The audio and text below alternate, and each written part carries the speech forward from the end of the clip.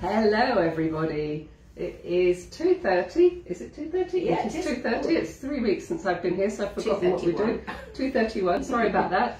And it's Thursday, and we are the infant feeding team. I'm Naomi, and this is Alex. We're part of the infant feeding team at the John Radcliffe in Oxford.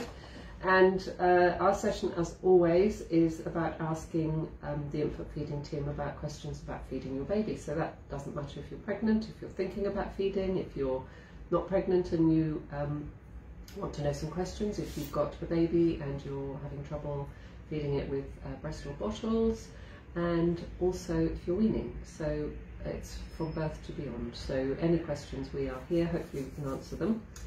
We love your questions, and you've given us many over the last 18 months or more. It's probably more than 18 months now, isn't it? Yeah, it is. It was April 2020. April 2020 we started doing this, so we've been pretty much every week, give or take a few weeks off, where we have been available to support you in your journey breastfeeding or feeding your baby with bottles. So we would love to see your questions coming up down below, and we will hopefully answer them as they come along. We can't see anybody at the moment watching us. So, look, there we are. They're coming up now. Yeah. Lovely. So hopefully you've got lots and lots of brilliant questions again this week. We aren't here to answer questions about stuff for midwives, so it might be about visiting, or your scans, or your pregnancy, or birth, or how many visitors you can have. That is for another forum. So there is usually questions for Ask the Midwives on a Monday, and other sessions that are sometimes with community midwives, so they come from birthing units and things like that and talk about what to bring into hospital. So that sort of thing is for those questions. We do know the answers, but we might not have the most up-to-date answer because we work in infant feeding mostly. So we would love to have some brilliant questions on that. We have, as always, been incredibly busy over the last few weeks, and if you've been in the ward, you will appreciate that there's been a lot of people on the ward going, and midwives running around and care assistants running around trying to support you and doing what they can. But it has been very busy, and according to national statistics, the birth rate's dropping, but I can't see it in Oxford at the moment. Not in Oxford, we're back in the trend. Oxford, yeah. Obviously have more babies in Oxford than anywhere else in the world because we feel like we're really busy. So you know, we'd love to support you and give you as much as we can here, but also so that you know where to get support if you need it. So we run specialist services here. We run clinics on a Monday and a Thursday, and we've been in clinic this morning. We've been very busy in clinic this morning, seeing some lovely babies and chatted to some lovely mums and dads, and supported mums that are on their journey already. And what they tend to find is that these babies come to see us after they've had support from their midwives, their health visitors, or from somewhere like Oxfordshire Breastfeeding Support or the baby cafes, or from other areas in the community. They may have been seen and suggested that they call us, or they've been referred to us. So you can refer yourself to our services if you like, and we will always triage you on the telephone. So we will ask lots of questions, as we're very good at asking lots of questions, and we always do, about what you're experiencing and whether we feel that it's suitable that you come. We see babies from about 7 days to about 6 weeks. Before that, your midwife is your primary carer. So in the early days, your baby is learning to dance with you, and they are learning to breastfeed. So we don't expect that it all to be perfect in the first few days, really. We'd expect your baby to be very sleepy and not to feed frequently a lot of the time in the early days, and then as they start to wake up a little bit and the milk starts to come in, they start to feed a little bit more, but it's not always perfect. And many mums experience babies that won't feed, or they can't attach them, or mum's nipples are sore. So we get calls about that from very early days, but actually your midwife is the best person to support you in those early days to start you on your journey. If the midwife sees you and feels that there's a problem, your baby's not gaining weight, or you're not getting milk or something like that, then she would probably suggest or email us, and we would then expect you to ring us as well. We love you to ring us because we know if you ring us, A, you want to see us, but also that you can listen to us, because we often ring mums and babies are crying, or you've been asleep, or you don't recognise the number and you don't pick up the phone, so we can't get hold of you. So it's always lovely if you phone us. You can leave a message, that's great, we know you want to ring us, and we'll call you back and or email you and say when's a convenient time. But we would love you to ring us and ask us yourselves as well, even if your midwife has suggested that she's going to call us or email us to let us know that you've got a problem, or your health visitor for that matter. And we do get lots of referrals in. But actually we love it if you ring us, because it's very convenient for you when you ring us. So and so we will support you if you feel it's appropriate, and if we don't feel it's appropriate, we'll pinpoint you to somewhere that is appropriate. So if your baby's over 6 weeks, we can't see you in our clinic, because it's a health visitor service that takes over from us at that point. So we see mums up to 6 weeks postnatal, but we can talk to you on the telephone. So if you've got problems and your baby's a bit older than that and you just want to ask a question, we're very happy for you to call us, absolutely. Or email. Or email us, yes. Yeah, a lot of mums email us, and then, you know, that means that you can send us a message when it suits you best, and we'll reply to you as soon as possible. We sort of tend to try and get back to you within 24 to 48 hours if we get an email. And that's infantfeeding.team@ouh.nhs.uk. So infantfeeding.team@ouh.nhs.uk, and you can email us anytime. That's absolutely brilliant. But we're very happy for phone calls as well.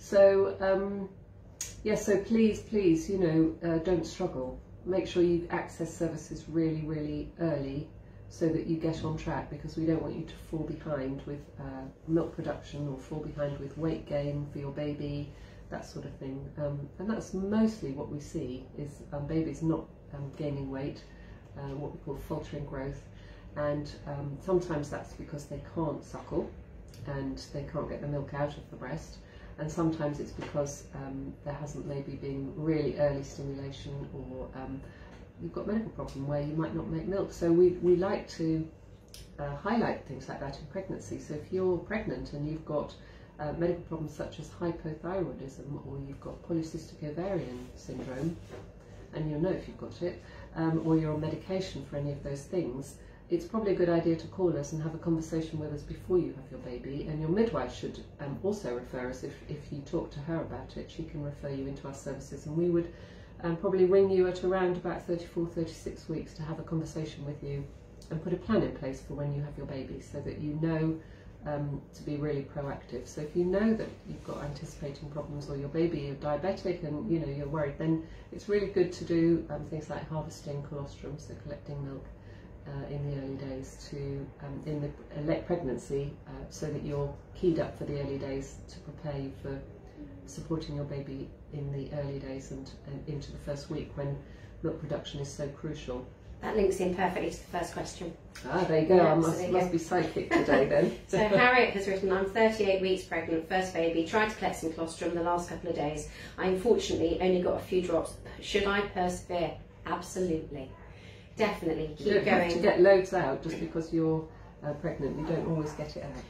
The fact that you've got that skill, I think we've talked about this on these sessions nearly every week, to have that skill is fantastic. Some mothers don't get any colostrum in the antenatal period, so getting some drops to start with is absolutely fantastic. It is not an indicator of what's going to happen after you have your baby, so don't worry, but carry on honing your skills. Use our video. You know, we've got these videos that are on the YouTube, and the way to access them is to go via our webpage, which is on the hospital webpage. If you go look on OUH, so literally do a Google search, OUH, maternity, feeding, it'll come up with our infant feeding page. And then it will link you to the maternity playlist, and that will then take you to the YouTube. And we have 7 videos, which are really, hopefully, all useful for mums and dads. And they cover hand expressing, and we videoed a fabulous mum who was very happy for us to film her. And we talk about how to hand express as well. We do about skin to skin, we do about responsiveness and relationship building, positioning and attachment, using a pump, and feeding with alternative methods, and how do you know your baby's getting enough. So all things that will be really useful for you, particularly the hand expressing at this point in time, Harriet. Just go and have another look. Make sure you've got your technique as good as you can get it. But the fact that you've even seen some is really reassuring, and it is not an indication at this point in time that you'd have a problem later on. It's really reassuring that you've got any at all. We can just go through that. Babies will fall over. Remind you, yes, our babies are going to fall, but just to remind you how to do it. So make sure you make a C with your finger and your thumb. So it's like a pincer, like crab-like action. And you go 2 to 3 centimetres from the base of your nipple. So you move backwards on your breast, and you can move back and feel slightly different texture in your breast. So you'll find that your breasts feel a little bit more lumpy as you go further back. And then with that pincer action, you push backwards against your chest wall, and then put your fingers together like a pinching. It is like a pinching action. You wouldn't do this to your breast, but I'm trying to demonstrate. It's literally you're going like that. So you're not going like that. You're not rubbing. You're not rubbing like that. You're going back and pinching down, and it's very, very accurate, you know, precise action. And you hold for about 4 seconds and then release, and then push back. Hold for about 4 seconds and release, and you do that until it slows down, and then you move right around your breast, all the way around like a clock face, and then you can go to the other breast. Before you do that, you can do a little bit of massage to help the let down, so you see more milk come. And then you go back to the same side that you started on, and you do the same again, and you should start to see the milk flow, and then you go back to the other side, and then you're done. But you know, keep going, because you find on your breast there's little sweet spots. So you will find that certain areas of your breast give you little globules more than other areas, and that's where your little ducts are. So you know, work around it and have a little practice, and don't be afraid to, you know, be quite firm. You shouldn't hurt yourself, but be quite firm with it, so that you're almost putting your dark area back on itself. So you're almost putting it against itself, so that you're really tapping in with your fingers into that ductal system, so that you're moving around. So you shouldn't be rubbing, and your fingers shouldn't be flat together like that. It should be like that. See if that's different to what you're doing, to see if that makes a difference, and have a go and tell us how you're getting on, because that might help. All right. We've got one more question. Yeah. So, oh no, got 2 more. Let's Lovely. see. Brilliant. So, Anna-Rita has said, I'm breastfeeding my 5-week-old baby boy. We had a few latching issues, but since week 2, everything improved. A week ago, my baby started to become really nervous at the breast, especially the left one, usually the best in terms of milk supply.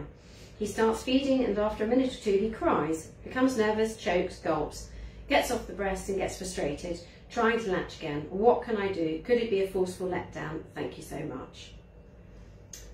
I say probably look at your positioning and attachment. That's exactly what I was thinking. And I don't know where you live, but you might find that if you're in Oxfordshire breastfeeding support is great for breastfeeding support, and also your health visitor should be able to support you. I'm assuming you've been discharged from your midwife at 2 weeks. 5 weeks. Oh, 5 weeks, yes, yeah. Sorry.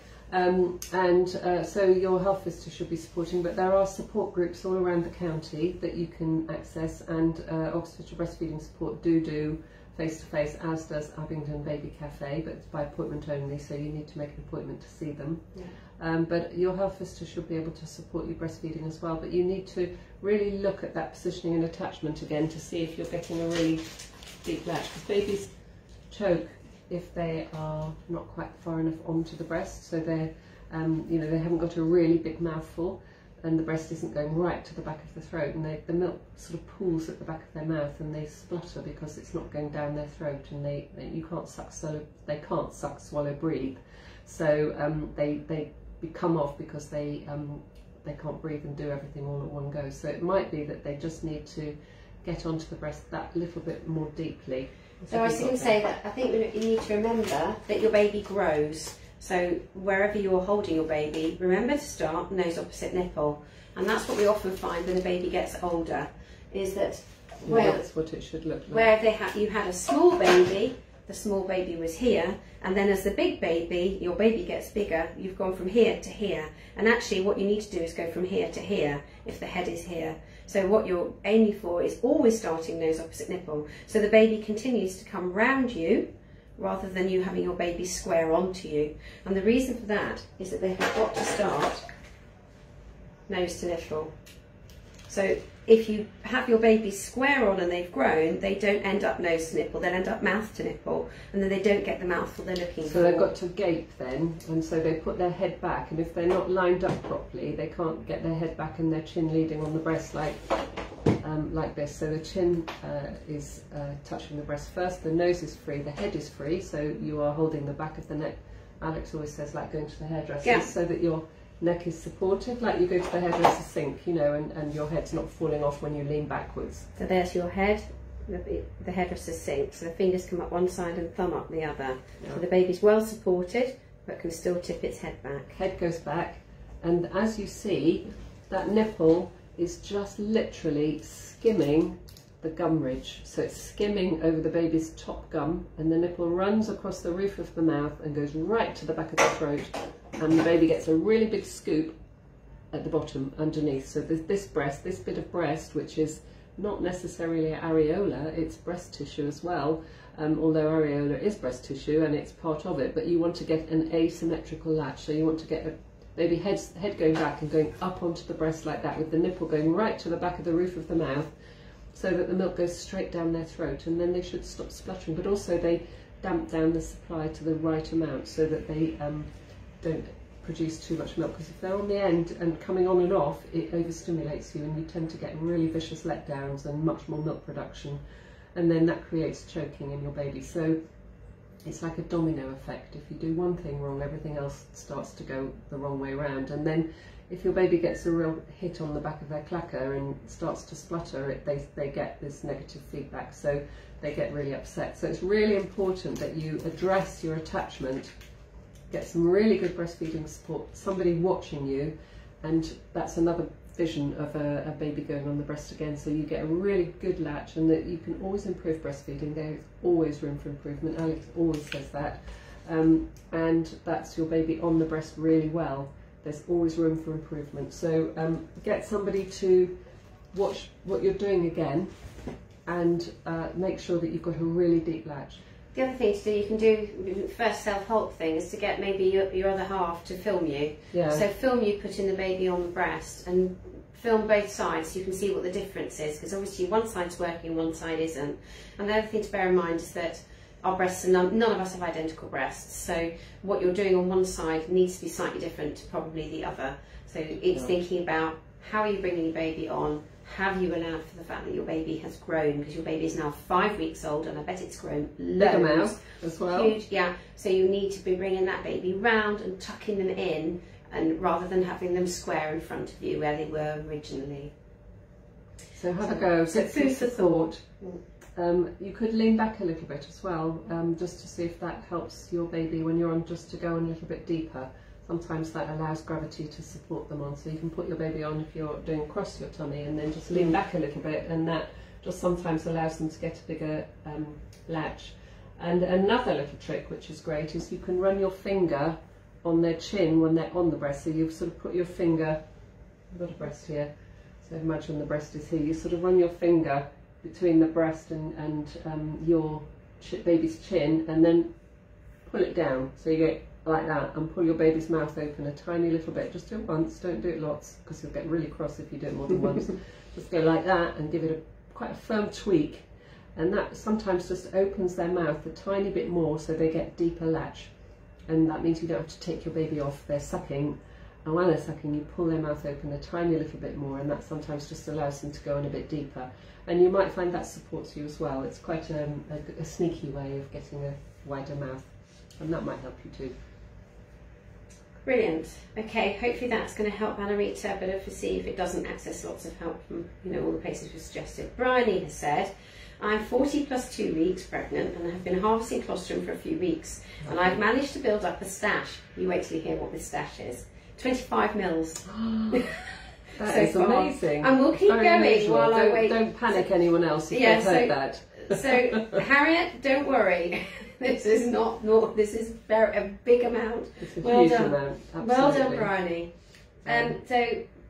So she'll keep going while I wait for the baby to arrive. Yeah. While of course my primary intention is to have a stash for the baby if she needs it in the event that I have any left over in the freezer. Is it possible to donate it to the milk bank? Is there anything I should be doing while I collect now to make it suitable for potential donation later if my baby doesn't need it?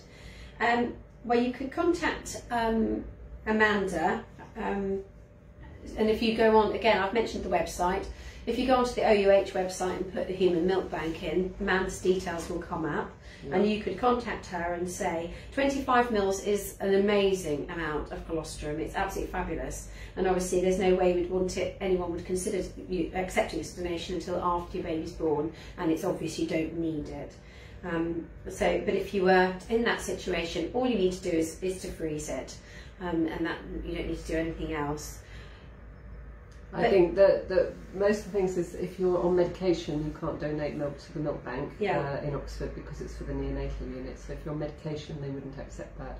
Other than that, you know, there's no known infection, but they would test your blood and make sure that it was, you know, they screen it all and run it through the processor.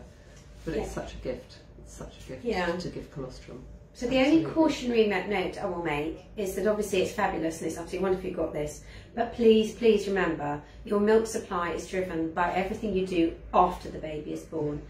So it's absolutely fantastic to have 25 mils, but make sure that once your baby has arrived that they are either feeding lots, or if they're not, you are still expressing even though you've got all this colostrum. Because if you don't stimulate the breast once the baby has arrived, and I mean, you know, straight away and for the first couple of weeks, then actually your body's not going to make enough milk despite you having this fantastic stash now. So I think, you know, it would rest on your laurels. Yeah, really, when that baby arrives, lots and lots of feeding, and if the baby's not feeding, lots of expressing, despite the fact you've got all of this, because that's what tells the body to get on and make the milk and go into full milk production and produce enough for your baby. So we have had an instance where somebody had produced quite a lot antenatally, given it in the postnatal period, and actually they didn't go on and produce enough milk for their baby because they hadn't stimulated the breast in that crucial postnatal period. And the clock starts ticking when you have your baby, and it does stop ticking at about 2 weeks. And if you haven't done lots in that 2 weeks, and we see women in clinic all the time that have been through this, it cuts off your milk production. It just says that's what you need and we won't make any more. So whatever you do, it doesn't increase easily the milk supply. And it's soul destroying. So, you know, if your baby's sleepy in the first 24 to 48 hours, you know, do some hand expressing on top. So 3 feeds in the first 24 hours is quite normal, but do 8 hand expressions. So if your baby's not waking up to feed, hand express 8 times. Don't take your foot off the accelerator. So, you know, you might feel tired, you might not want to do it, but you will get payback. And it's much easier to do it on day 0 than it is to do it on day 20. Because the window's shut and then you don't make the milk as easily. So, you know, pumping and feeding and topping up is really hard work. So if you do that hard work when you're exhausted, which is really hard, you will get more rest later when you've got your milk and you can say, actually, I've got plenty of milk. Because when you've got milk, you can do anything. Yeah. You can feed your baby, and that's what many mums struggle with, is they don't have enough to feed their babies. So well done, Brownie. That's amazing. And you've got great skill, obviously. Yeah, so fantastic. Well done. So it's not going to make you milk. And as Alex said, if your placenta's in, you don't make milk. So you will keep making colostrum until your placenta is delivered, and then the messages start to change and your hormones change, and then you start to produce milk, and the colostral milk changes to transitional and then changes to mature milk. But you won't make milk before, and it doesn't mean if you've got 25 mils before that you're going to make oodles of milk or you're not going to make milk. It doesn't say that, so we don't know how much you'll make, but we do know if you don't express and you don't stimulate and breastfeed, you won't do it. And we do know you've got the skill. And we know you've got the skill, so that's, you know, you're so on it, and the girls on the ward will absolutely love you because you know, they know that you can feed your babies, you know, when they're very busy. So just thinking again, the other thing to bear in mind is don't bring it all in. Please don't bring it all in. Just bring a small amount, 1 or 2 of your syringes. Leave the rest in your freezer and get them if you need them. But you know, don't bring them in because Bring them in labour. They'll defrost. Yeah, so they need to be used within 12 hours of being defrosted. So if either bring in fresh, which will last a lot longer because it can, it could go in a fridge, or in a cool bag. The best place to do it is to have it in a cool bag with ice blocks and keep it frozen as long as possible, because it needs to be used within 12 hours of defrosting. And unfortunately, sometimes with, I'm just thinking it's your first baby, that actually labour can be quite long, and it could have defrosted in the time of labour, and therefore it has to be used up very quickly. But we have had some instances where it's had to be thrown away, which is really heartbreaking. So talking about 25 mils of milk, and say you brought that in and your baby was, it was defrosted. That's your baby's tummy size when you first have your baby, and that's 25 of these syringes is 25 mils. So that trying to put that into there in the early days is not really, not that many babies will want to take, because 25 mils of colostrum is like having probably a whole pot of golden syrup.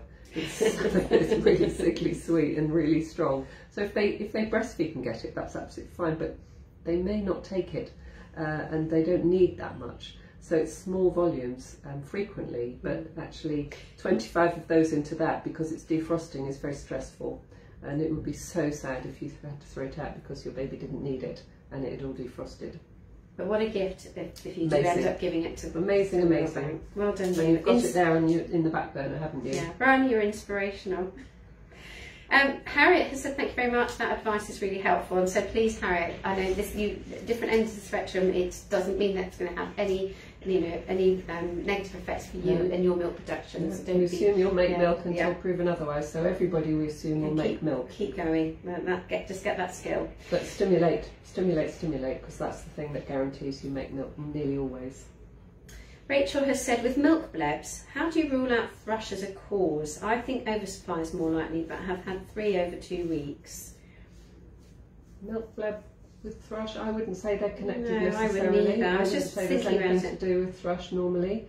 Milk bleb is normally something to do with poor attachment, and that they are not draining the breast really well, so there's sort of a stasis in the ducts, so you get this sort of deposit of products of milk, breast milk, and some people are really prone to them and get them a lot. I was just about to say the same thing. And other people never get them at all. I can remember one mother that I knew, and she just got one every month. It was just like clockwork. Exhausting. Every month she got one. Yeah. She got very, very good at dealing with them. Yeah. They're quite exhausting.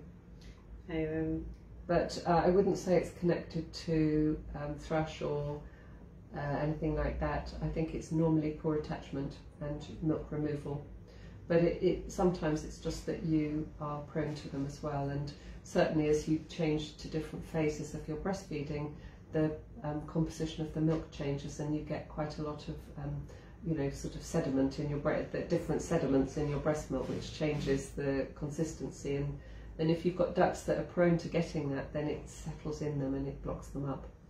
Some people say rub something like coconut oil or olive oil on your breasts to stop it from happening, or taking lecithin, which sometimes makes the milk the ducts a little bit more sticky, to stop the milk sticking to the ducts and blocking them up. But if you get one and you can't clear it, sometimes you need to have it removed with a needle just to clear the top, because it's just a bit of skin that's grown over the end of your milk duct. And so you just need to remove it, but normally feeding doesn't clear them often. It's more like hand expressing, even pumping sometimes doesn't clear them. It's almost like a Heimlich manoeuvre. You've got to get right behind it and give it a good old really good firm hand express, which you're tender because the duct's filling up as the bleb's there, but you've got to get it cleared, and it's being quite firm with your hand expressing to get rid of it, and have warm compresses on your breast and things, and that might clear it. Also, taking something like an anti-inflammatory might remove the build-up in your duct, so that it allows inflammation and prevents you from getting feverish and things like that. When they come out, they're often a bit sort of like mozzarella, really, aren't they? Yeah, it's a bit like lumps of spaghetti. Yeah, so it can be quite a job. But if you don't clear them, it can lead to mastitis, so it's really important that you're proactive when you do get them to help clear them. And if you're not sure, then talk to your midwife. Bring us up and talk to us if you need to talk to your health visitor. depending on how old your baby is. But they are a bit of a nuisance to some mums. Poor old you, Rachel. Yeah. Right, Stephanie has said, I'm 38 plus 5 weeks pregnant. I started harvesting my colostrum yesterday. Should I try to collect colostrum every day? It depends on your situation. So, you know, are you, I mean, obviously you're not going to have a premature baby because you're 38 plus 5 already. Are there any risk factors? You know, we would only be saying we would recommend you do it if there are risk factors. So mothers who have diabetes, we would highly recommend that they do it so that the baby can have colostrum rather than anything else, because if their blood sugars drop after birth. And if you know that your baby might have to go to special care for any reason, those are the reasons really. Or if you know your baby's going to be small for the age. But other than that, there's no indication that you have to do it. Just having the skill is enough. So, you know, if you've got a little bit, that's fine. Don't worry about it. I mean, you don't even need to collect it. But if you've got it, then that's a bonus. So if you want to do it about 4 times a day. So yeah. If you've got risk factors, do it about 4 times a day. That's all. And if you find that you're having lots and lots of niggles, you know, pull back a bit, because sometimes it starts your tightenings off if you're ripe and ready to go. Sometimes it puts you into labour, which is why we say don't do it before 37 weeks. So, you know, it's your shout with that one. It's how comfortable you feel. 38 plus 5 already. It's going to happen. Yeah. Wait for the full moon. We're always busier then. So, okay, that was for Stephanie. Anna Rita's come back as a thanks, that was helpful. Rachel has answered, she has answered Bryony. Just going to see which one she's answered, because she puts a little bit of it on there. So Rachel said, hi Bryony, I had lots of colostrum in the milk bank, so unless it's a few 100 ml, then it's not enough for processing, and they prefer nearer 500 ml. I thought I had loads, but only 200 to 300 in the end, which was still enough for them. They're very happy if you have a good supply for donations afterwards. So that is the issue, because they tend to do, they don't tend to mix batches. Yeah. Because it goes through a proper pasteuriser, they don't mix the batches, they do one batch at a time, so one woman's milk at a time, just in case for any reason it has to be discarded. Because if they mix different people's milk and one's fine and one isn't, they're going to have to discard the lot. So that would be one of the issues. There are, I don't know whether it's worth contacting any of the other milk banks around. I don't know, whether Hearts Milk Bank in London. So Hearts Milk Bank is another charity in London, and they're much less rigorous in their acceptance. So some mums give milk that are on medications, and that's okay because it's not going to the neonatal unit. But they provide milk for mums in the community that are maybe on medication where they can't breastfeed, or they're having chemotherapy, or they've had breast surgery and they haven't got breast to feed.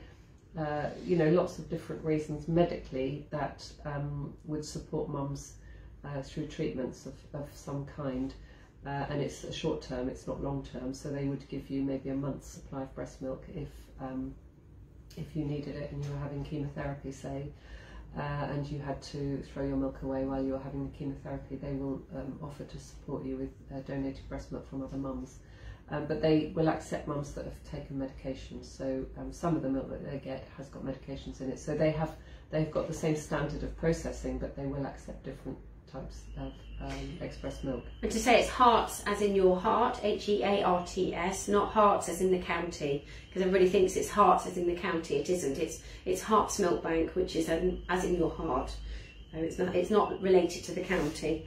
And there's huge amounts of research coming out from that. Dr. Natalie Schenker is the lead for that as a geneticist, and very pro, you know, all things breastfeeding. So she's doing huge amounts of research into breast milk and breastfeeding and milk production and all of that. So it's really fascinating work that's going on, and they've supported us with many women in Oxfordshire in times of need. So it's been absolutely incredible, on top of mums getting milk on the ward in Oxford.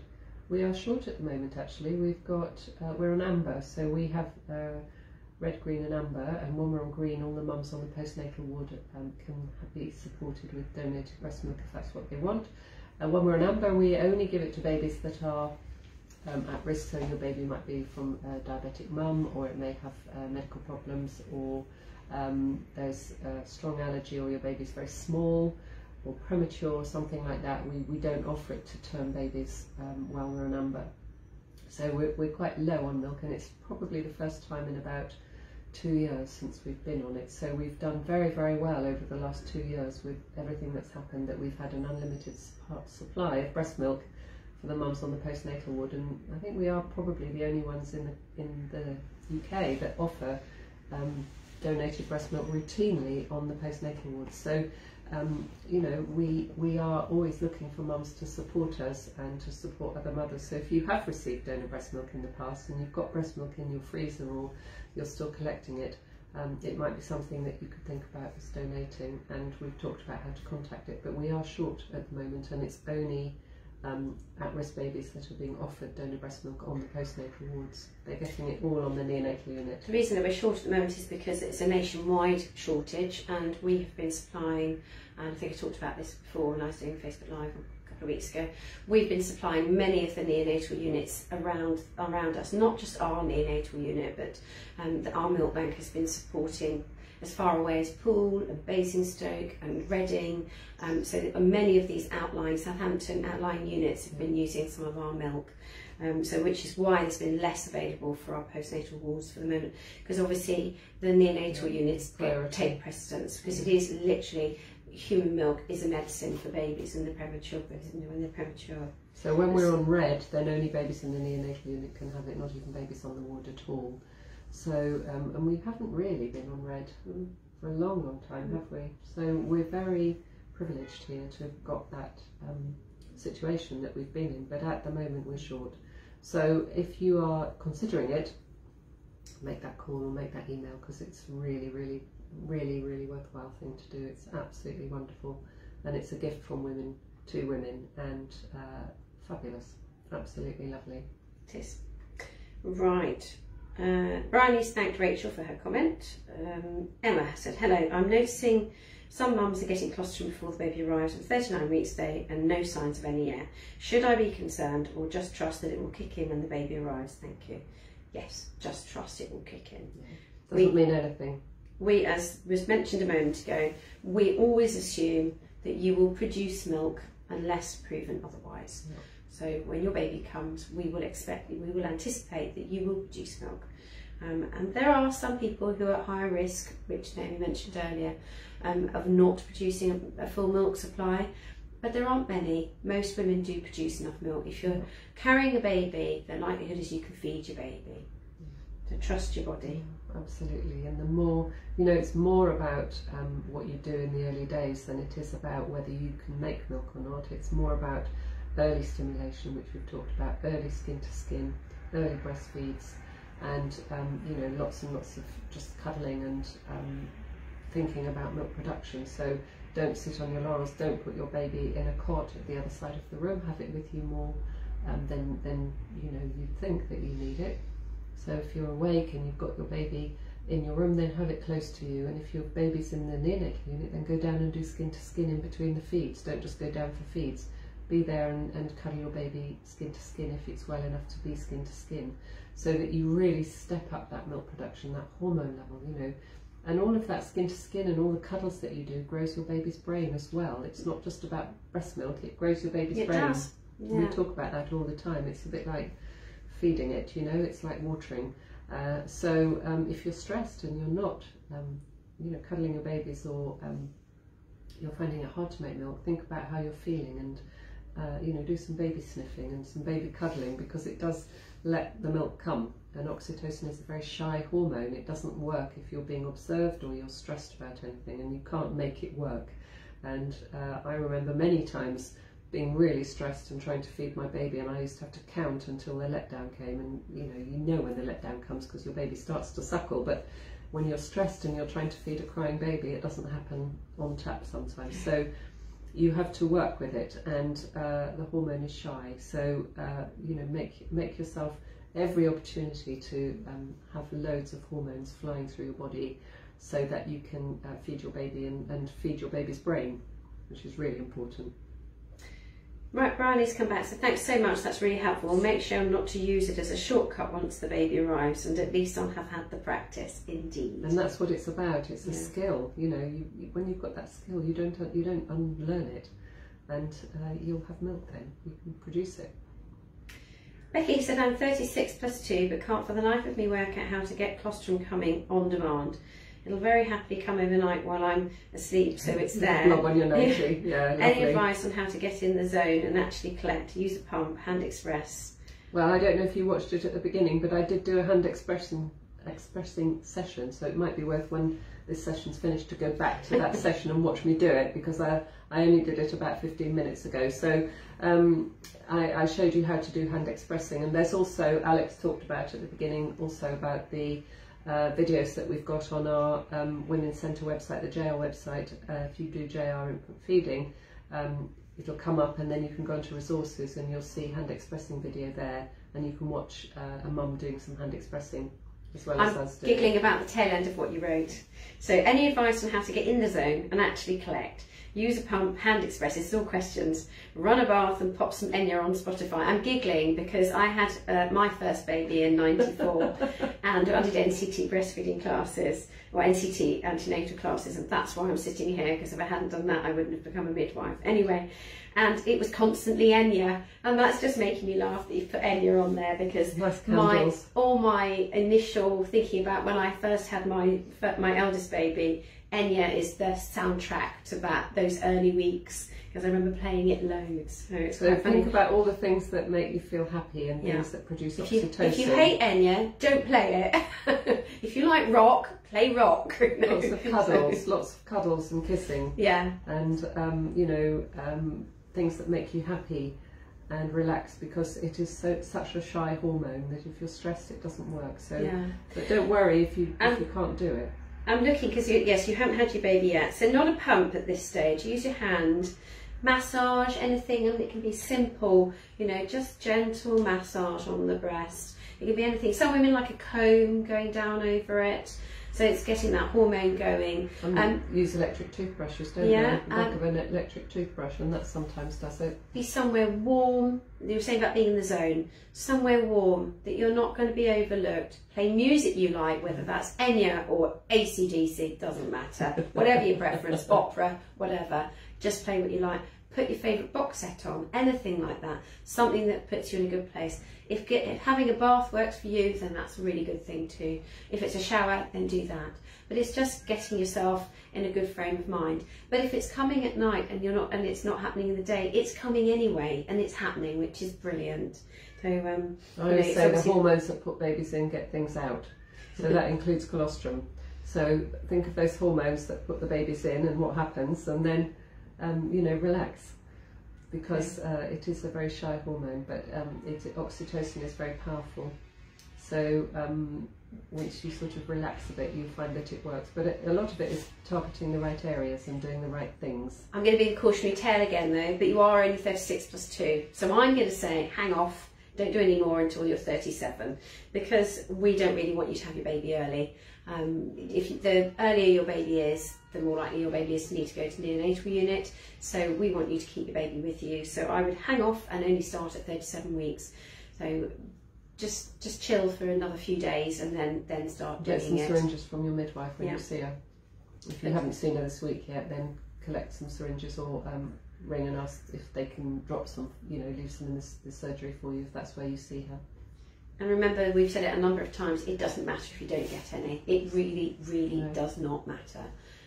If you don't get any, it is not an indication that you will not have milk later.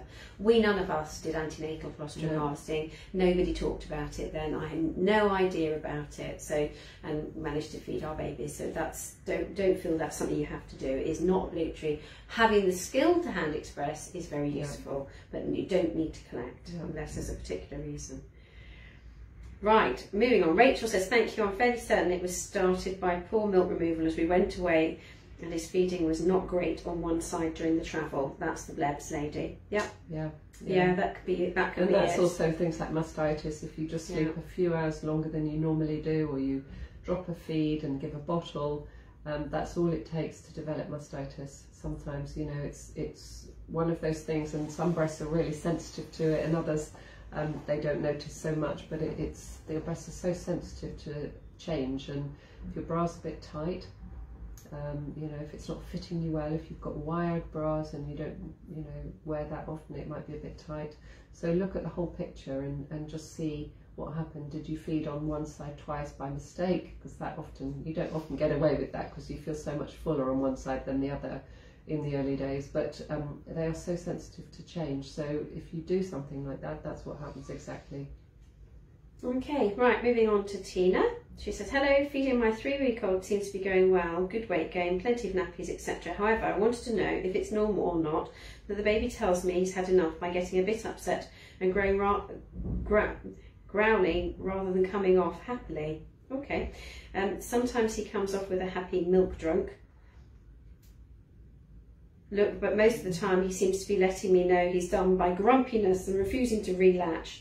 Normal, she said. I seem to remember my first was very similar in that way. I think they're all different, aren't they? I mean, sometimes if they've got just that poo reflex as well, they tend to be a bit uncomfortable when their tummy's growling a bit, and they want to fill their nappy, and it's just before they fill a nappy. Does he do poos just after a feed, or you know, is he being fed more than he wants? That's the other thing. You know, are you putting him back on again and then offering it again? Because sometimes they just don't want more, and they are telling you that they don't want more food. Certainly, you know, because you've had it drummed into you that you've got to make sure they have a really good feed. But some mum's milk's very efficient, the letdown's very efficient, and some babies take what they need in 5 minutes and others take 40 minutes. And as you become more efficient, the feeds often become shorter. And, you know, maybe he doesn't need to feed as much as he is. I don't know whether he's reaching his milestones, but sometimes they just don't want more if you're trying to get them to get more, and they get cross. So it could be a multiple of things, but it doesn't sound abnormal.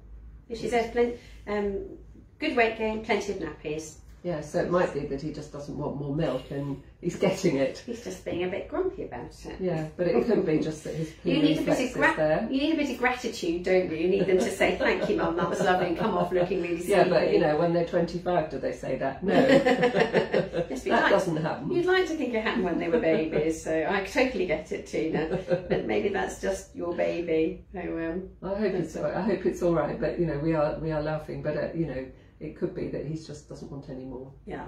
And tuck him under your arm, and really good way actually, if knowing if they're really hungry and if they're a bit grumpy, is to turn round. You can't see, but actually turn him round and stick him on your hip like that, and put your hand across their tummy and just walk about and talk to the dishwasher or something.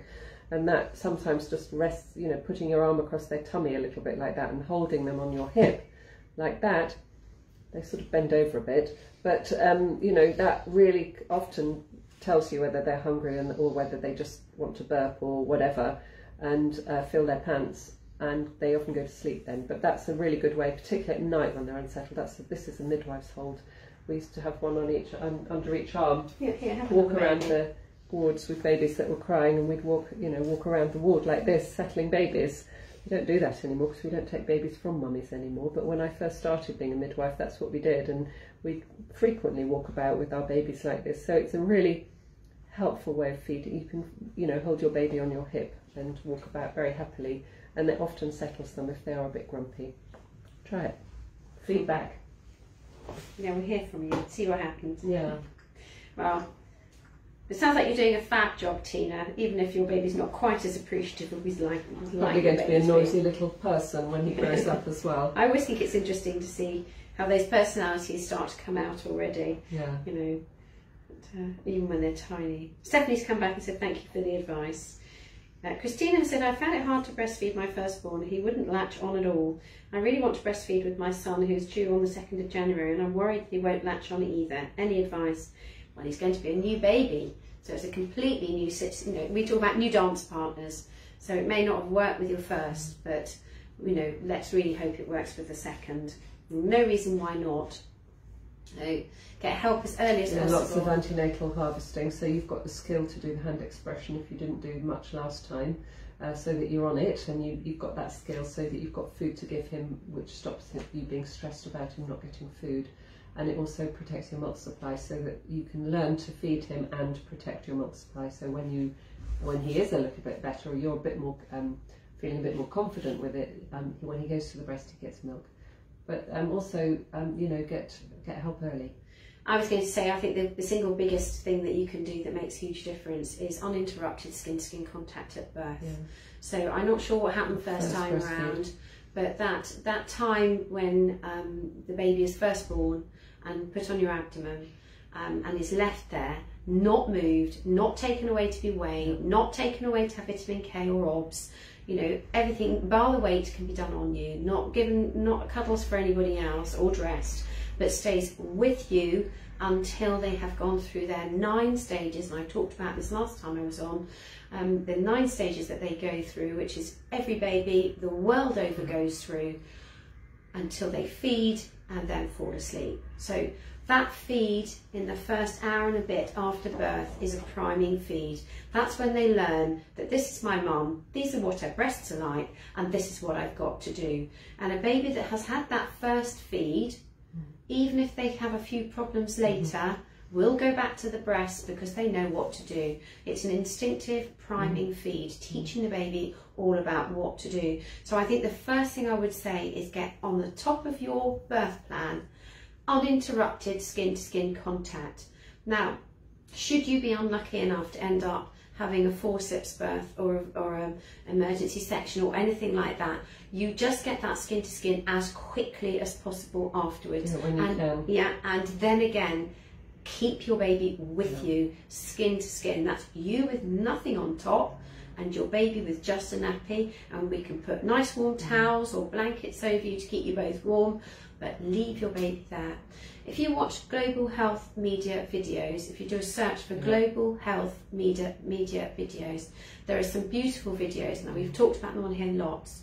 And there's one on the section on breastfeeding for mothers, and there's the early hours. And the one about the early hours shows 3 babies being born, and then what they do, and they go through those instinctive stages and attach over a period of time. And it's worth watching what a baby is capable of doing, and they do it on their own. Nobody helps them, they do it themselves. And that's really what we want your baby to do, and it'll give you the best chance possible of your baby learning to feed. We don't want anybody handling your baby. We don't want, you know, people putting the baby. We want your baby to be put in the right place and left to it.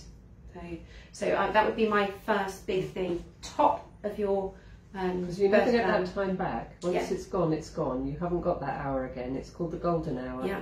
And it's the time that you have that you never get back. And you know, that time, that first time that you have your skin to skin, whenever it might be, is the time that determines your baby's health for the rest of its life.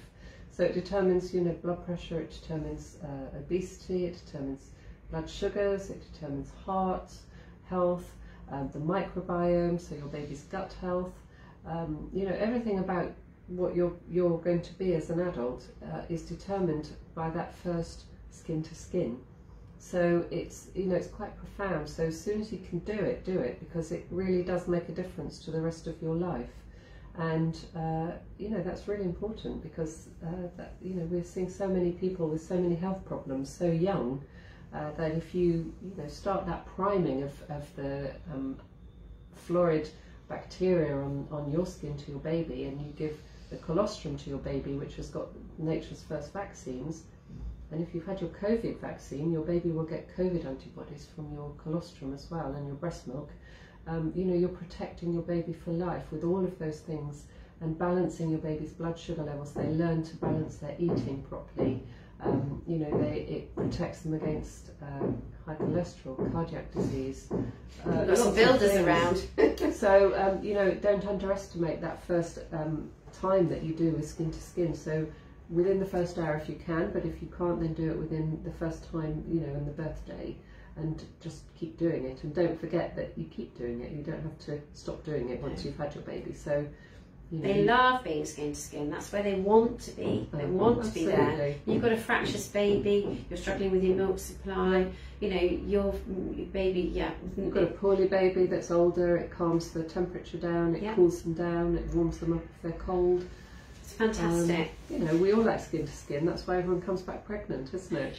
So, Doesn't go away. So Global Health Media suggested to have a look at, because it's wonderful. They show this fabulous video of these 3 babies. The other thing you can look up the golden hour and go and have a look what we mean by the golden hour.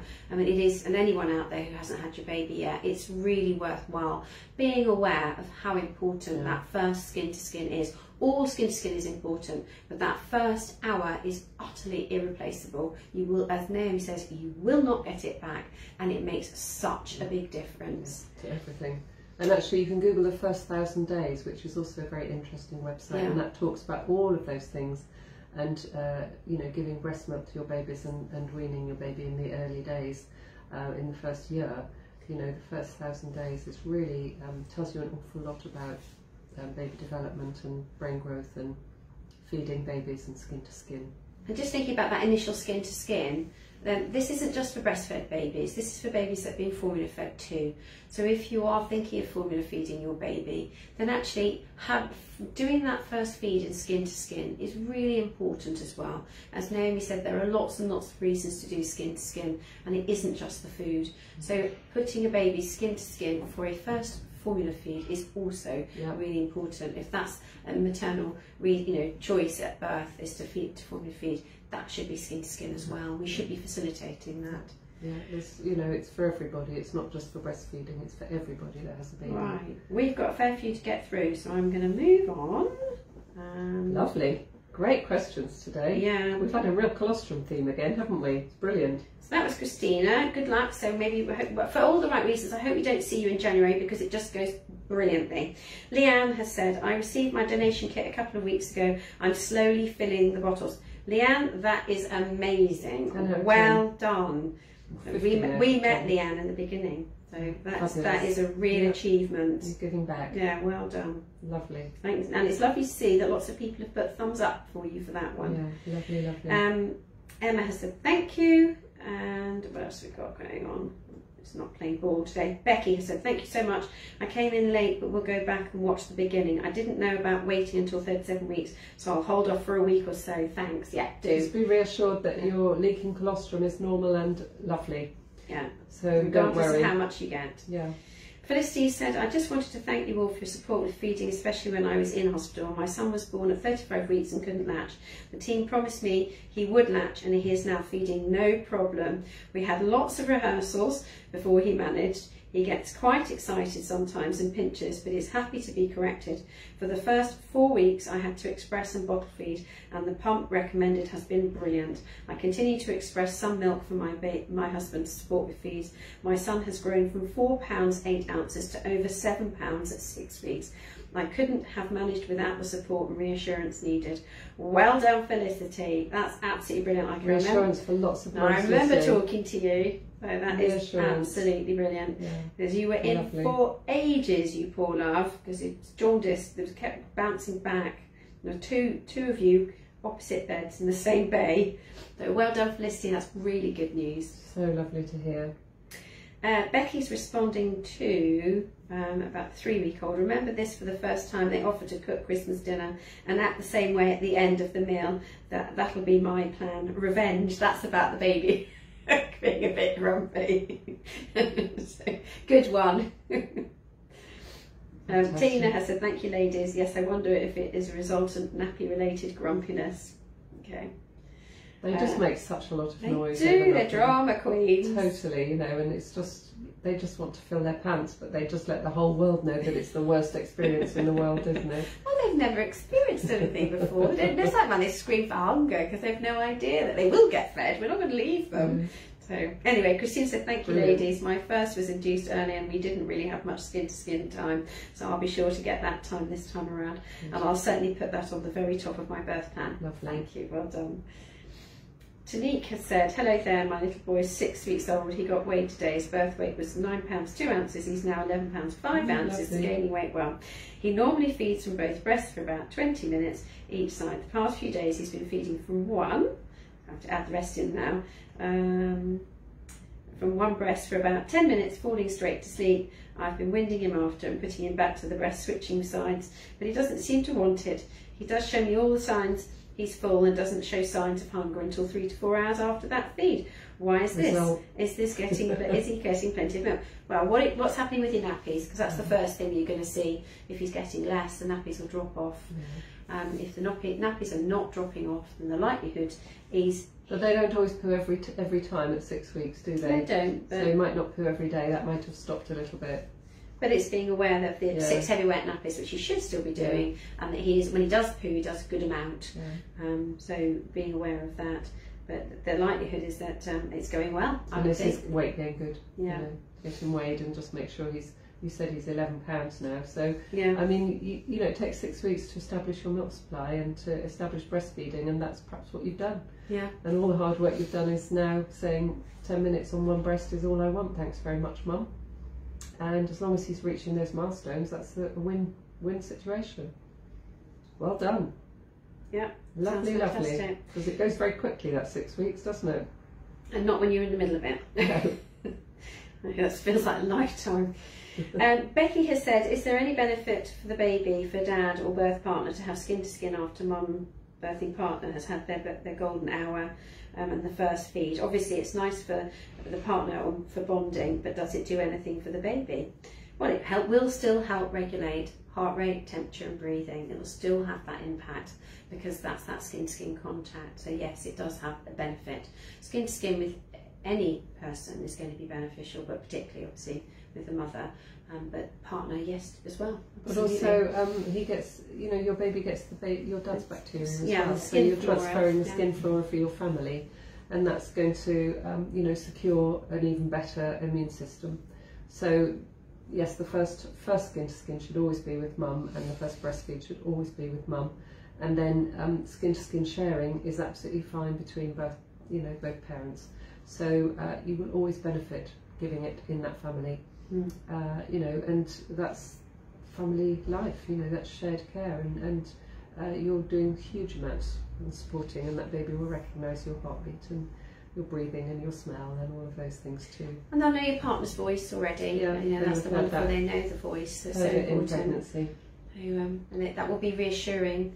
And that's part of, you know, that relationship building, that responsiveness that we've already mentioned. We talked about building a baby's brain. So every interaction with the baby is boosting the baby's brain with oxytocin, which is the name you've already said is the fertilizer to the brain. So having the baby skin to skin, regardless of who it is, you know, of which part, you know, half the couple, will be beneficial. But that first one does need to be the mum. Yeah. Becky has said she doesn't think her husband wants to do the first breastfeed, so we're good there. Excellent. Good on you. Might have a try. Yeah, the baby will probably try. It doesn't not happen frequently. Even I mean, we've seen it when you've been in the birthing room and the baby's been skin to skin and it's had a feed from mum, and then it goes to dad. And then even if it's even if there's quite a hairy chest, they'll still root. They're still licking. And actually, your baby like that, which is what babies do, they're holding on to the fur. So if your partner has got a hairy chest, then they will be clinging onto their hair, which is what evolution has made us do. You know, clinging onto our skin and being carried around. So it's all there. That's with the fists.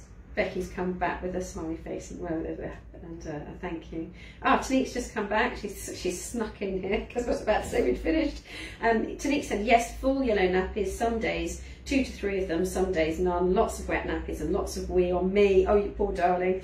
Thank you so much. You guys have been such an amazing help during this period for sure. I will continue to watch these lives. Well, thank you. That's brilliant to know. Feedback. And Felicity said, our son pulls at husband's nipple hair to try for milk.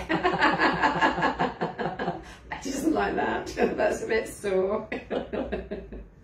Well, thank you very much. It was a slow start when there were many questions coming, but you've made up for it. There's been lovely loads of questions. Session. Thank you so much. Some really good ones. We're back at the same time next week. Yeah. So we haven't save your questions up. No one's got any holiday booked for a bit. But, right. Okay. Until next week. Okay. Bye from us.